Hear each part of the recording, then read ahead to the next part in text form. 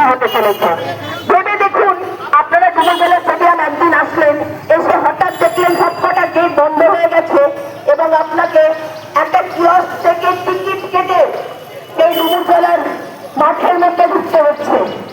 সেই রকম দিন যদি আপনারা ডুমুরজলার জন্য না চান, যদি টিকিট কেটে মাঠে ঢোকার দিন আগত আপনি না চান, তাহলে ডুমুরজলা আন্দোলনের সঙ্গে আপনারা থাকুন এবং এই নানা ধরনের আন্দোলন সেখানে যেখানে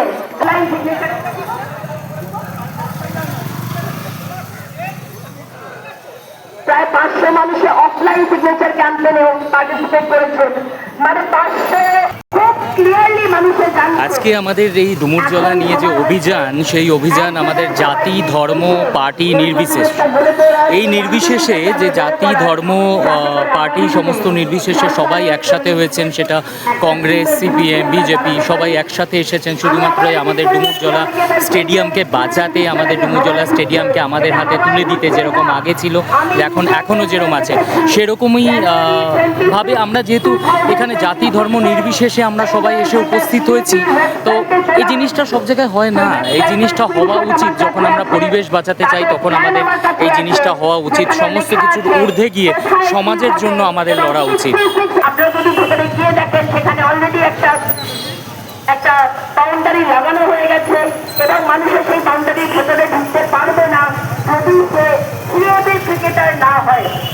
সুতরাং এই কমার্শিয়াল মিশনের বিরুদ্ধে আমাদেরকে সজাগ থাকতে হবে, আমাদেরকে কাজ করতে হবে এবং ডুমুরজলা বাঁচাও আন্দোলনের পক্ষ থেকে আমি শিক্ষা প্রেমিক আপনাদের সকলকে আমন্ত্রণ জানাচ্ছি। আমাদের সঙ্গে থাকুন, আমাদের পাশে থাকুন এবং এই আন্দোলনকে গড়ে তোলার জন্য আমি আমার দাদা, আপনি একটা আজকে বিশেষ কাজে নিয়োজিত, আপনি প্রচার করছেন। আপনার কীরকম লাগছে, কি মনে হচ্ছে এখানেতে এসে? আপনি তো নিজের সঙ্গে আছেন এই অভিযানের সঙ্গে, আপনার কি মনে হচ্ছে? আগে যেমন লোক এটা নিলে এই ব্রোশিয়ারগুলো হাতে ফেলে দিত, আমি কিন্তু এখানে দেখছি সবাই নিয়েছেন, কেউ কিন্তু এখানে ফেলে যাননি। আপনার কি মনে হচ্ছে এরকম লোককে দিয়ে কীরকম রেসপন্স দেখছেন? তাদেরও একটা আগ্রহ আছে যে মাঠটা বাঁচুক, মানে সবার এটা সবারই ইচ্ছা। এখানে একটাই মাঠ আছে যে হাওড়ার মধ্যে, এরকম এত বড় মাঠটা কোথাও নেই। আমরা ছোটো থেকে খেলে আসছি মাঠটা, সব একটু একটু করে সব দখল করে নিচ্ছে, বিক্রি হয়ে যাচ্ছে, এইভাবে চলে আসছে। আমাদেরও সবারই একটা ইচ্ছা যে মাছ কিছুটা যেটা বেঁচে আছে সেটা যাতে থাকে। সিএম যেটা নিচ্ছে না নেয়, সেটার জন্যই আমরা প্রতিবাদ করছি, বা সেটার জন্য আমরা সকলে মিলে একটা চেষ্টা করছি যাতে সেটা বেঁচে যায়। আপনি এখানকার স্থানীয় বাসিন্দা। আচ্ছা, আমরা তো শুধুমাত্র স্থানীয় বাসিন্দারা নয়, যারা স্থানীয় বাসিন্দা তারা ছাড়াও দূর দূর থেকে এই ডুমুরজলা বাঁচানোর জন্য এসেছেন। সেই সম্বন্ধে আপনি কি বলবেন? যে এটা নিয়ে সবাই স্বেচ্ছার, অ্যাকচুয়ালি আমাদের ডুমুরজলা স্টেডিয়াম সবাই জানে।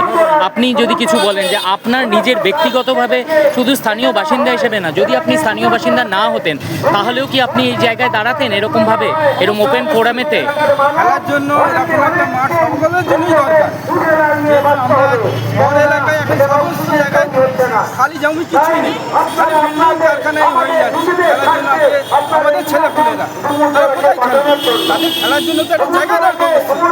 সেই জায়গাটা যদি এরা বিক্রি করে দেয়, বিল্ডিং করে দেয়, কারখানা করে দেয়, তাহলে তারা কোথায় খেলবে? একদম এই প্রশ্নটাই আমার জিজ্ঞেস করার ছিল, যার উত্তর আপনি আগেই দিয়ে দিলেন, যে আমাদের পরবর্তী প্রজন্মের জন্য আমরা এটা রেখে যাচ্ছি। আমরা তো খেলেছি, আমাদের ছোটবেলার সঙ্গে জড়িত, কিন্তু আমাদের পরবর্তী প্রজন্মরা কী পাবে? তাই জন্যই আমাদের লড়াই। তো আপনি রেসপন্স কি দেখছেন? একদম ঠিকঠাক? মানে আমি তো দেখতে পাচ্ছি রাস্তাঘাটে কোথাও কোথাও আমাদের এই ব্রোশিয়ার কোথাও একটা পড়ে নেই, যেটা লোক পড়ে। আপনি বলুন এবারে। আরও সব আসছে, তারা সাথ দিচ্ছে আমাদের সঙ্গে, বড় বড় বিল্ডাররা সাথ দিচ্ছে, যারা নেতারা আছে তারাও সাথ দিচ্ছে। সকলে এসে এলাকার লোক, বাইরের লোক, সমস্ত আমাদের সাথে সাথ দিচ্ছে। আমরা চেষ্টায় আছি এটাকে বাঁচাবার এবং ভাইকে অ্যাপিল করার জন্য আমরা চেষ্টা করছি, যাতে আমাদের সরকার থেকে সহায়তা করে, যাতে মাঠটা বাঁচাবার।